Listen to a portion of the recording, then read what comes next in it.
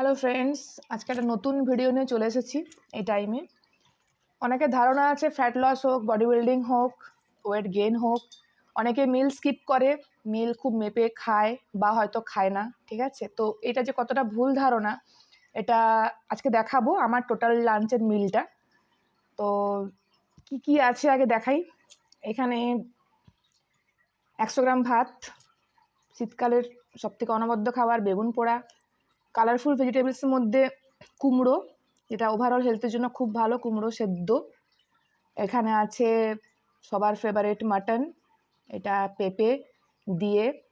এটা একটা নর্মাল রান্না, এখানে বলে দিই অনেকে বয়েলড খায়, অনেকে তেল ইউজ করে না, তেল ছেড়ে দেয়, তেল কুইট করে। এটা কিন্তু নর্মাল অলিভ অয়েলে কম তেলে রান্না করা হয়েছে, নর্মাল বাড়ির রান্না এটা।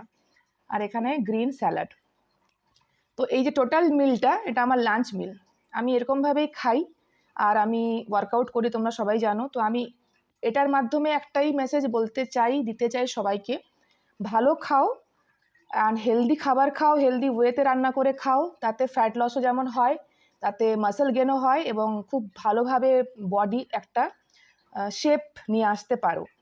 কিন্তু না খেয়ে, খাবার কম খেয়ে, খাবারের একটা যে ফোবিয়া, খাবারের প্রতি ভয়, এটা কখনোই করা উচিত নয়।